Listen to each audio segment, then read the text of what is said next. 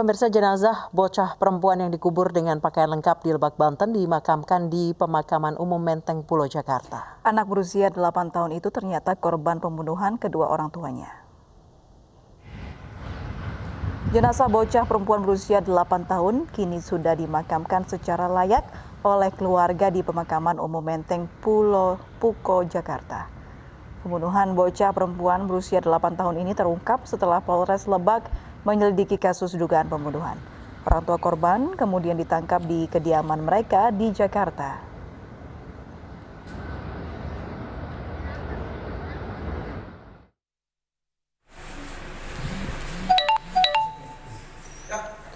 Polisi kini sedang memeriksa dua pelaku yang merupakan kedua orang tua korban. Pelaku kesal dengan ulah korban yang tidak menghiraukan arahannya saat belajar online. Pelaku mencubit dan menghantam korban dengan benda-benda keras hingga pingsan lalu tewas. Kedua pelaku mengakui menganiaya anak kandungnya hingga meninggal dunia di kontrakan mereka di Jakarta. Karena panik, pelaku membawa jenazah menggunakan sepeda motor ke Kabupaten Lebak untuk dikubur, namun masih menggunakan pakaian lengkap. Aksi kedua pelaku dicurigai warga setempat hingga akhirnya warga membongkar kuburan korban. Warga dan petugas kepolisian kaget mendapati jenazah seorang bocah perempuan berusia 8 tahun yang masih mengenakan pakaian utuh. Saya nggak punya niatan buat ngebunuh anak saya, cuman saya melakukan itu karena terbawa emosi. Jadi pagi-pagi sebelum suami saya bangun, saya dan anak-anak saya sudah bangun buat belajar sekolah online. Nah, di situ saya menyuruh anak-anak saya nulis yang saya bilang, yang saya ucapin dan saya contohin. Satunya mengikuti, tapi satunya tidak mengikuti. Satunya mengikuti, tapi satunya tidak mengikuti. Lalu di situ saya bilang, suruh tulis yang benar, saya bilang. Polisi telah memeriksa pembunuh bocah perempuan 8 tahun yang tidak lain adalah ibu kandungnya. Dan untuk mengetahui informasi lebih jauh sudah bergabung bersama kami kakek korban Hanapi dan juga nanti akan bergabung bersama kami Kasat Reskrim Polres Lebak Ibtu David. Saya ke kakek Hanapi terlebih dahulu. Selamat sore kakek. Sebelumnya kami mengucapkan turut berbelasungkawa atas meninggalnya cucu Bapak. Selamat sore Bu. Ya, Pak Hanapi, apa yang Anda ketahui dari kejadian ini? Yang saya ketahui dari kejadian ini, maksudnya gimana ya Bu ya? Dari meninggalnya cucu Anda. Oh, meninggal cucu Anda. Iya. Saya juga ya saya gitu. Yang saya ketahui, Mas, seperti pelaku membuka HP-nya terjadi di daerah Lebak gitu, ada penggalian mayat kuburan gitu yang katanya ada anak kecil yang terkubur di daerah Lebak gitu. Baik, Pak Hanapi, mohon maaf, pelaku adalah putri Anda. Apakah Anda sudah berkomunikasi dengan putri Anda? Belum, nggak sama sekali. Baik. Nggak ada komunikasi nih. Baik, Pak Hanapi, apakah selama ini Anda pernah melihat atau mengetahui langsung kalau putri Anda pernah bertindak kasar kepada cucu Anda? Sekali-sekali, sekali juga. Pernah ya? Pernah. Seperti apa tindakan kasarnya, Pak Hanapi? Ya, seperti nampar, mencubit. Alasannya kenapa ditampar, dicubit, Pak, ketika itu? Seperti mungkin karena bisa dibilangin ya, seperti anaknya, cucu sayanya gitu. Kalau Anda melihat cucu Anda, apakah memang anak yang sulit untuk diberitahu atau bagaimana, Pak Hanapi? Enggak juga, kalau cara diberitahu secara baik, mungkin dia dipaham lagi. Karena dengan cara kekerasan itu dia jadi rasanya ini bandel lah.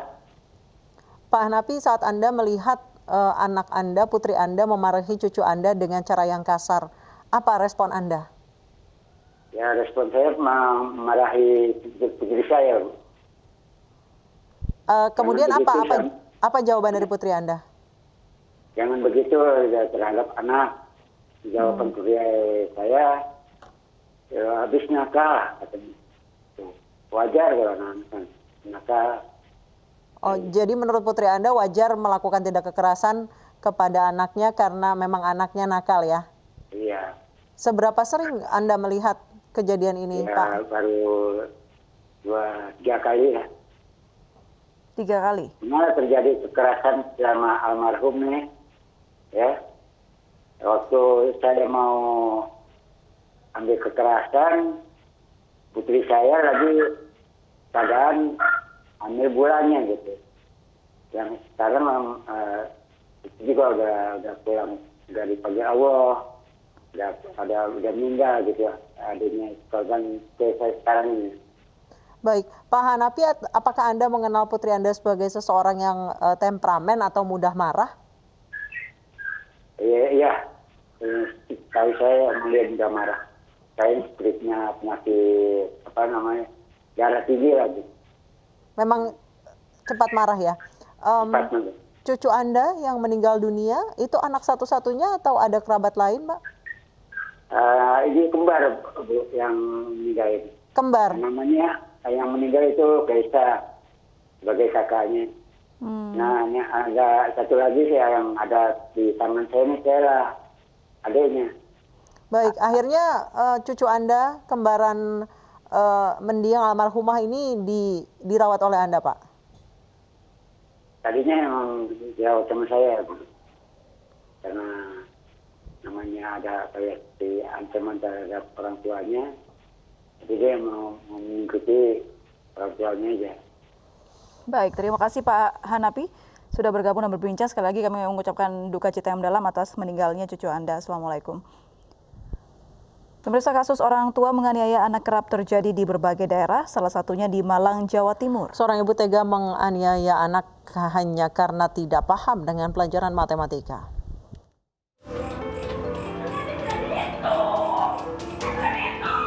Seorang ibu di Kecamatan Turen, Kabupaten Malang, Jawa Timur, tega menganiaya anaknya menggunakan selang. Kejadian ini berlangsung saat sang ibu mengajari anaknya yang masih berusia 8 tahun pelajaran matematika. Sang ibu emosi ketika anaknya kesulitan memahami tugas sekolah yang diberikan. Kejadian ini kemudian direkam seorang warga dan viral di media sosial. Polisi pun bergerak cepat menyelidiki kasus ini. Polisi kemudian memediasi kasus ini dengan keluarga termasuk memberikan pendampingan terhadap anak. Video seorang anak yang dianiaya ibu tiri hanya karena tidak bisa membuat pekerjaan rumah viral di media sosial. Akibat kejadian tersebut, bocah korban penganiayaan oleh ibu tiri di Simalungun, Sumatera Utara sempat trauma tidak mau masuk sekolah. Meski sudah dipulangkan ke rumah neneknya, korban diduga masih trauma akibat peristiwa yang sempat viral di media sosial itu. Untuk mempertanggungjawabkan perbuatannya, pelaku ditahan di Polres Simalungun dan dikenakan pasal 44 tentang perlindungan anak dengan hukuman penjara selama 5 tahun. Bocah perempuan ini ditemukan warga Kelurahan Mentawa Baru Hilir Sampit dalam kondisi penuh luka di sekujur tubuh hingga wajah.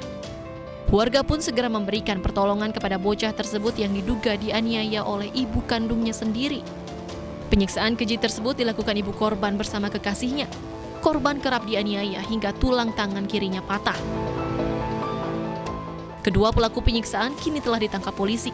Berdasarkan hasil tes urin, kedua tersangka positif mengonsumsi narkoba jenis sabu. Keduanya kerap menggunakan barang haram ini bersama-sama sehingga emosi mereka tidak terkontrol. Kini kedua tersangka mendekam di tahanan untuk mempertanggungjawabkan perbuatannya. Tim Liputan iNews melaporkan. 5 pemuda di Payakumbuh, Sumatera Barat mengeroyok pria hingga babak belur dan meregang nyawa. Salah satu pelaku marah dan cemburu lantaran mengetahui korban selalu menggoda kekasihnya di media sosial.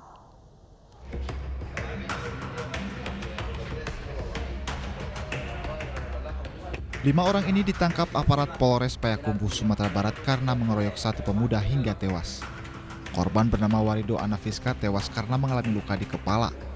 Salah satu pelaku cemburu karena korban menggoda kasihnya di media sosial. Pengeroyokan terjadi di Jalan Ahmad Dahlan, Kota Payakumbuh 7 September lalu. Tidak ada warga yang melihat kejadian ini. Korban ditemukan tergeletak dan sempat dibawa ke Rumah Sakit Ibnu Sina. Namun beberapa jam dirawat, korban menghembuskan nafas terakhir.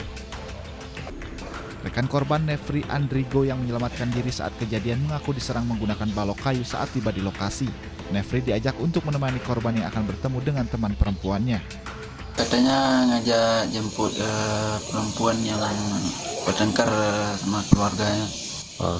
Nah, Nefri waktu kejadian itu Nefri posisinya di mana waktu itu? Di bonceng di belakang. Di belakang. Terus waktu kejadian itu gimana? Pelaku itu untuk melakukan aksi pengeroyokan itu awalnya gimana? Langsung dipukul aja pas lagi jalan motor, langsung jatuh. Pengeroyokan ini berawal dari ketidaksukaan pelaku Doni yang selalu melihat unggahan korban yang menggoda kekasihnya di media sosial. Pelaku kemudian meminta bantuan 4 rekannya untuk mengeroyok korban dengan tujuan agar korban tidak mengganggu kekasihnya lagi. Korban kemudian diperdaya pelaku untuk bertemu. Saat korban tiba di lokasi, kelima pelaku langsung menganiaya korban menggunakan balok kayu. Korban yang tidak berdaya kemudian ditinggalkan di tengah jalan. Si pelaku ini cemburu karena pacarnya diganggu oleh korban. Kemudian si pelaku ini membaca Facebook dari pacarnya ini. Polisi menyita potongan kayu yang digunakan kelima pelaku saat menganiaya korban. Kelima pelaku, di mana 3 diantaranya masih di bawah umur, kini mendekam di sel tahanan Polres Payakumbuh dan terancam hukuman di atas 5 tahun penjara. Seorang suami tega membunuh istrinya hanya karena mengganti status di Facebook menjadi janda. Pelaku yang tersulut emosi menikam istrinya hingga tewas.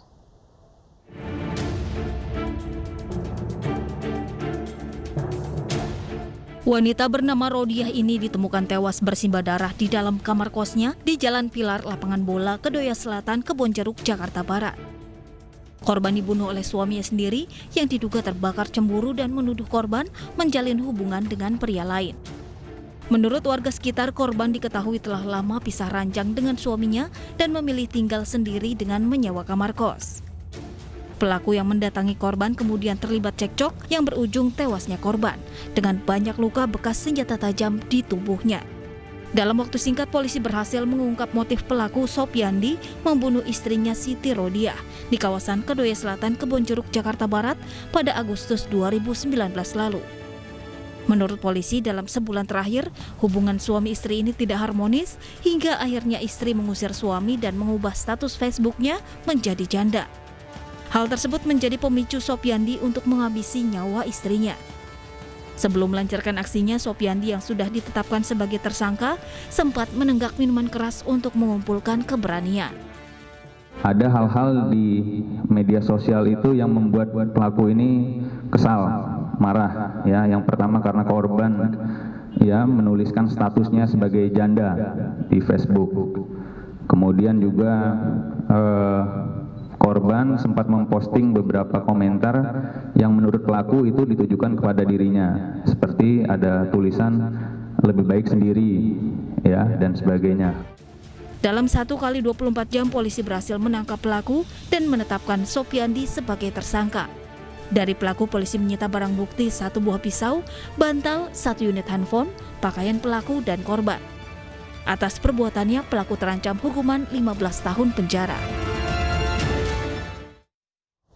Jasad wanita korban pembunuhan ditemukan di Empang, kawasan Karawaci, Tangerang, Banten 14 Juni lalu. Pembunuhnya tak lain adalah kekasih korban yang dikenalnya di media sosial yang cemburu dan takut ditinggalkan.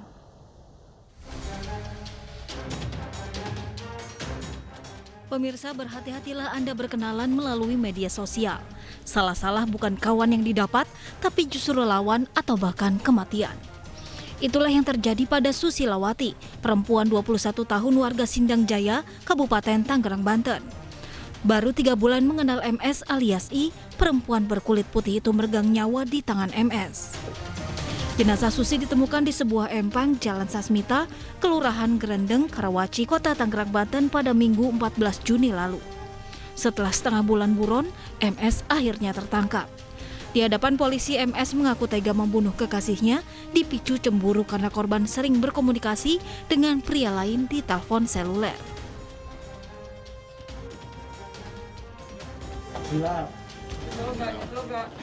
Kesel nggak?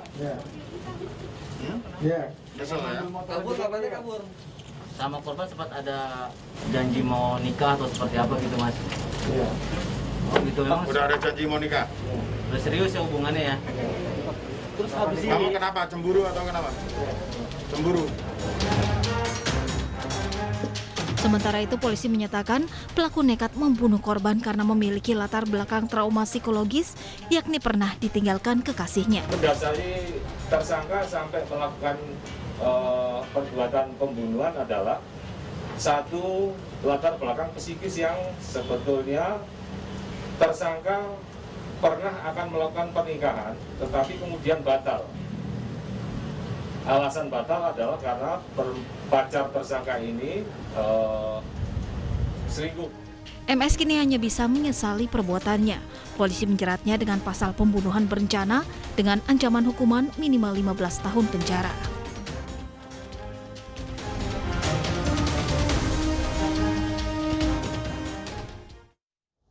Karena cemburu kekasihnya mengunggah foto pria lain di media sosial, seorang pemuda di Bandung Barat menghabisi nyawa pacarnya sendiri. Jenazah korban disembunyikan pelaku dalam karung.